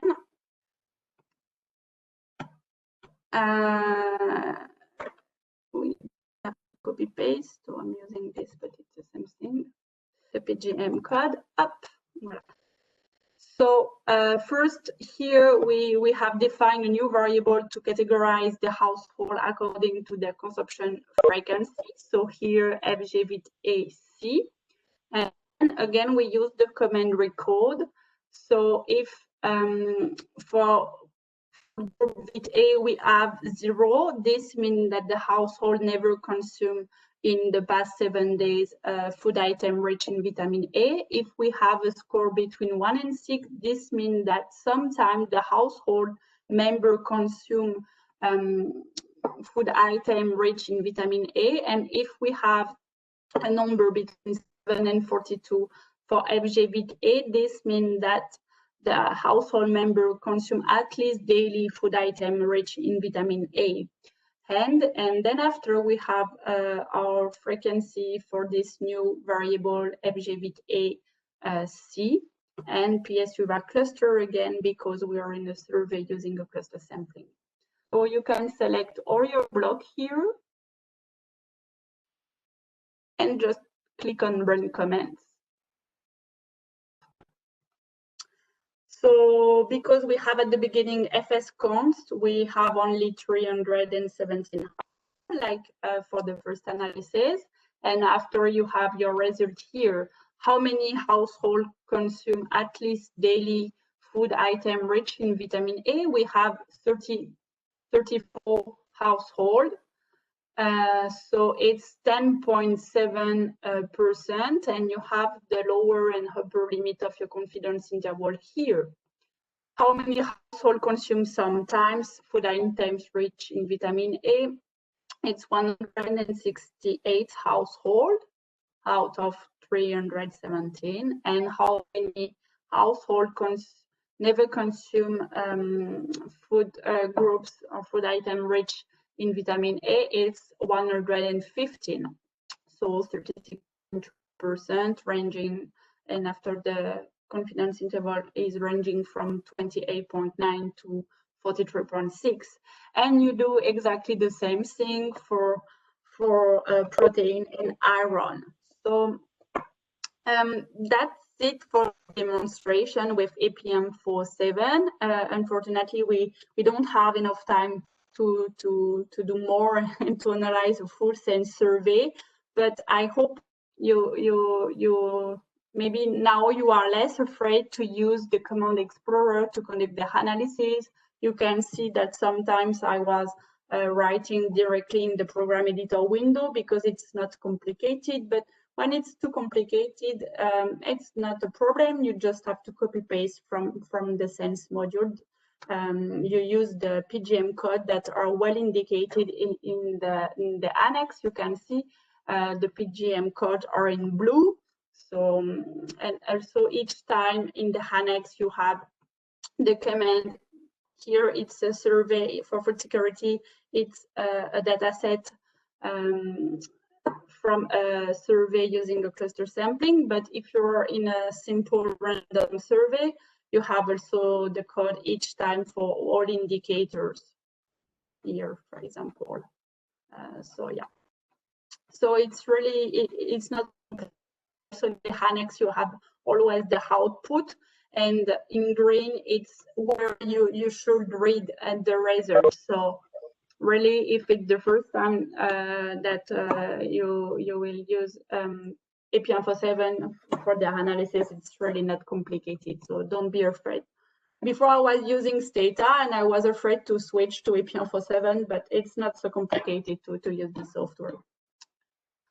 Okay, so that's it on my side. Ochen, do you want to add something, or we can close this last session? No, I don't have more things from my side, but I see 2 questions in the chat box. Okay, yeah, it's true.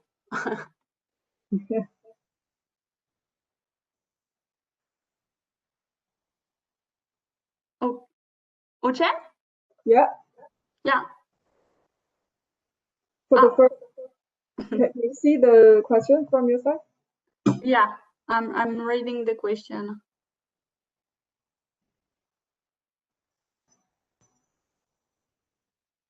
Okay. So the first one, it's related to sampling. It's a good question because often we have mistake with this option to correct. Okay, so I have to remember well. So if we, okay, maybe I can open the. I want to show you where you have all explanation also for this. Okay, so the first question from Mulugeta, it's about sample size calculation if in your survey area you have a small population size. We have instruction how to do that in the pre-module. So I'm opening the pre-module. Okay. If you go to the annexes of the pre-module, I'm in the pre-module.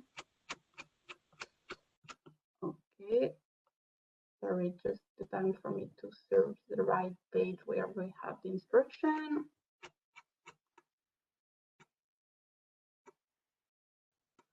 Up, just after, if I remember well. Up, okay. I'm there. Okay, I can share my screen. Okay.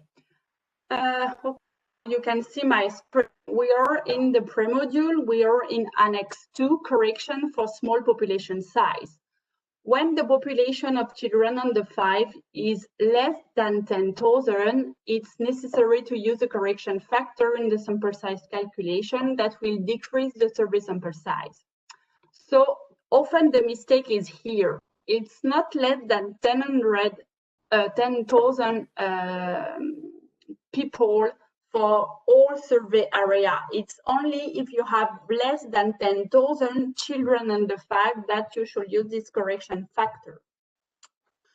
If you have less than 10,000 children under 5 in your survey area, when you do the calculation of the sample size using ENA, you'll have to tick here correction small population size, okay?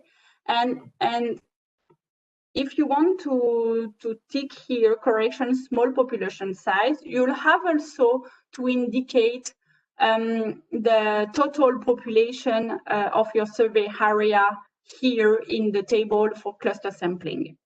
Okay, so you have all the instruction here.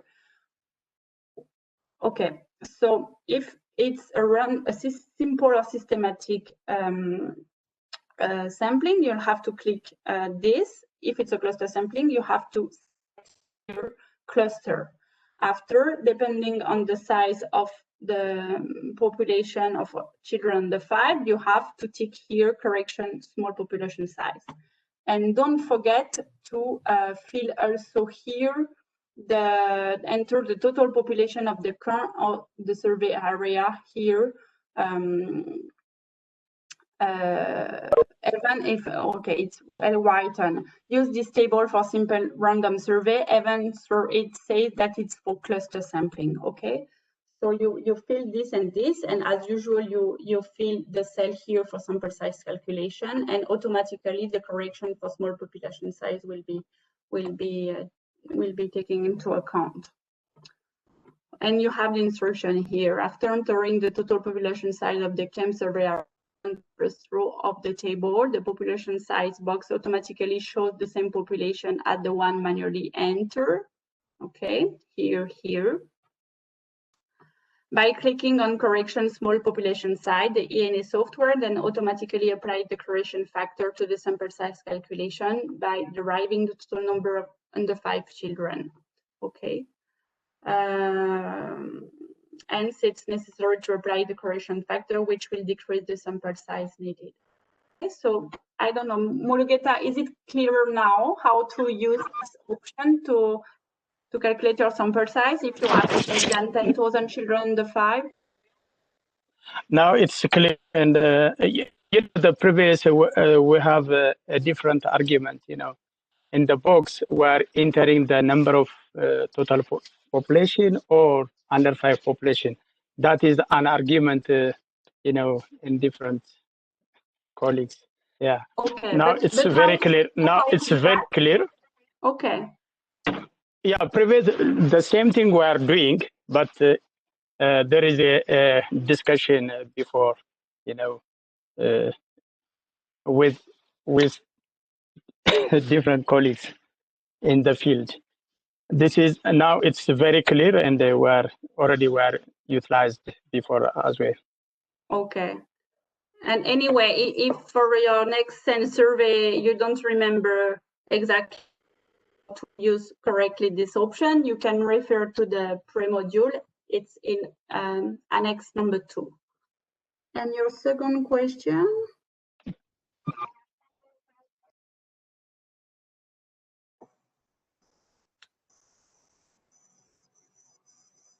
Okay, I need maybe more minutes to answer to question 2. Sorry, let me give you a background. Yeah, in Ethiopia there is 4. Yeah, there is 4 refugee camps, and the number of population is higher, and the number of households is higher, but the number of children is very small, and male rate is higher as normal, is not as normal population. 70% of male. And based on this information, we are calculating the sample size, and the sample size become huge number. For example, average household number, but this figure, it's become 2. And you can insert in the insert the smart software, and the sample size is become huge number of household. This is one of the challenge, how we're addressing the household should be covered based on that calculation. So okay, because usually at what the end, we how many do, households you have to survey in your example? Yeah, in a certain camp, it has 10,000 households, and the number of population is 17,000 or 16,000 people, you can divide it, and the average household number become very small. So if the average household is very small, the sample size become bigger. You mean the average size of a household? Average size of household, yes. If that is very small, and the number of sampling is very high, like more than 2,000. The average size is small, so the sample size in terms of household is big, right? Yeah, big. Yeah, this is our challenge, and I think you can take this, and finally we can discuss later. Yeah, at any because time. it's specific to your country, so maybe we could review your sample size calculation in another call, during another call, and see what we can do to decrease the sample size in terms of household. It's very, very, very big, because if it's a big household, this means that you'll have to collect data for maybe many days, maybe more than 1 week for one camp. I don't know. Yeah. More than a week. Yeah, many weeks. And this, you have after implication in terms of budget for the survey. Yeah. So okay. Yeah, resource and everything is depleted. Yeah. So okay, maybe for Ethiopia we could have another discussion. Just for sample size calculation. Okay, thank you. Should we have opportunity to practice this analysis on our own for better understanding? Okay, and the last question, yes, of course you can practice with AP147. If you go to the SENS website, I'm sharing again my screen. Oops. Okay, let me open a new window here. If you go to the SENS website here, you have under the menu module and tools here, all module SENS V3. And for example, if you want to practice for food security, you can load an example database, a fictive database for food security here. You have the Excel sheet here. And if you open this,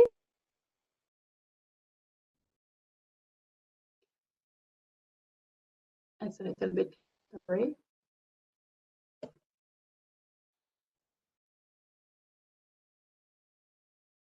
Okay. And here you have a food security database, and you can practice using the annex at the end of the food security module, like we did just before. And you should have the same result than here in the tables. So you can practice food security, but also for all other SENS module, you have an Excel database to practice with AP147.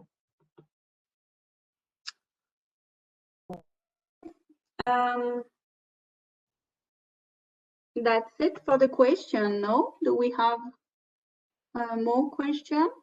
No from chat box. Okay, so I'm sad now at the end of this series of webinar. It was our last session. Thank you very much, all of you, for participating. I hope you will be not afraid to implement SENS V3 for your next SENS survey now. And in any case, if you have any question related to the sample size calculation, or how to adapt your SENS questionnaire, or how to conduct the analysis for this or this, we are there. The regional offices also can support you. And yes, we hope that next year we'll be able to resume a SENS survey using SENS V3. Okay, Ochen, the last word is for you. Yeah, thanks, Bunny, and thanks Thank you. everyone for joining. And the rest of you have been so patient to stay for the whole session.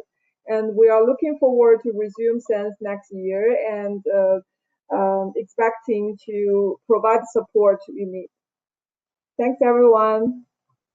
Thank you, everyone. Bye-bye. Take care of you.